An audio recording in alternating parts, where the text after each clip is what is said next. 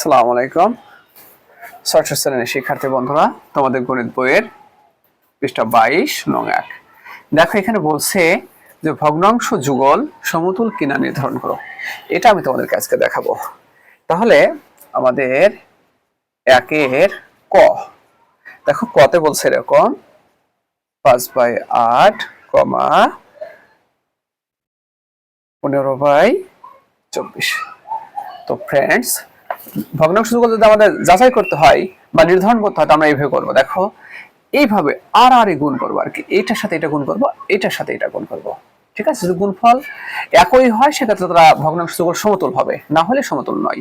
আমরা করবো 5 গুণন 24 সমান আবার 8 গুণন 15 সমান, তার মানে এটার সাথে এটা, দেখো এটার সাথে এটার গুণ হবে, এটার সাথে এটার গুণ হবে। ঠিক আছে, তাহলে 4 5 20 শূন্য হাতে 2, 5 10 10 আর 2 12, 40 শূন্য হাতে 4, 8 আর 4 12।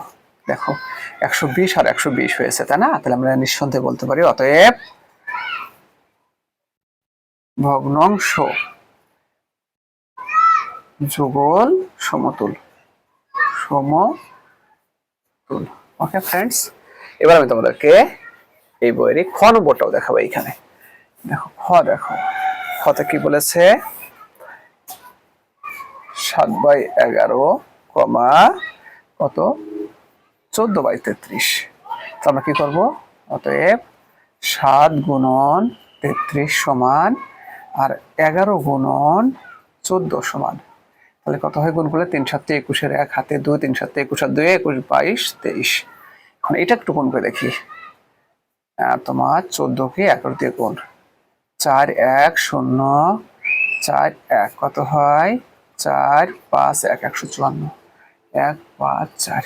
দেখো গুণফল কিন্তু ভিন্ন ভিন্ন হয়েছে, তাই না? এটা 231 আর এটা হলো 154, তাই না? গুণফল ভিন্ন, তাহলে আমরা লিখতে পারি অতএব ভগ্নাংশ যুগল সমতুল নয়। ভগ্নাংশ যুগল সমতুল নয়। ঠিক আছে, তো তোমাদেরকে আরো একটু অঙ্ক দেখাচ্ছি তোমাদের বইয়ের, অর্থাৎ গ নম্বরটাও দেখাচ্ছি তোমাদেরকে। গতে কি বলেছে দেখো, 38/50, 114 হলো কত 150, 150। তাহলে আমি লিখতে পারি কি লিখবো আমরা, অতএব 38 গুণন 150 সমান আর হচ্ছে কত 50 গুণন 114 সমান।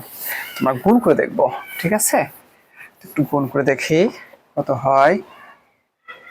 38 কে আমরা 15 দিয়ে গুণ দেই, এখানকার শূন্য শূন্যটাকে পাতাই নেই। ঠিক আছে, 5 8 40 শূন্য হাতে 4, 3 5 15 আর 4 19, এখন করে 0 8 3 0 7 5, তাহলে কত 5 7 0 এটা হয়েছে, তাই না? এবার আমরা 50 80 গুণ করা সম্ভব, শূন্যটাকে এই শূন্যটা এখানে পাতায় নিলাম, এখন 5 দিয়ে গুণ দেবো।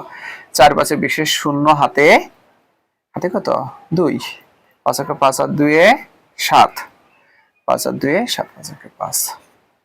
ঠিক আছে, তাহলে ফ্রেন্ডস দেখো এটা হলো 5700, এটা 5720। তাহলে আমরা লিখতে পারি অতএব ভগ্নাংশ যুগল সমতুল নয়। ফ্রেন্ডস, সবাইকে অসংখ্য ধন্যবাদ এই ক্লাসে অংশগ্রহণ করার জন্য। খোদা হাফেজ।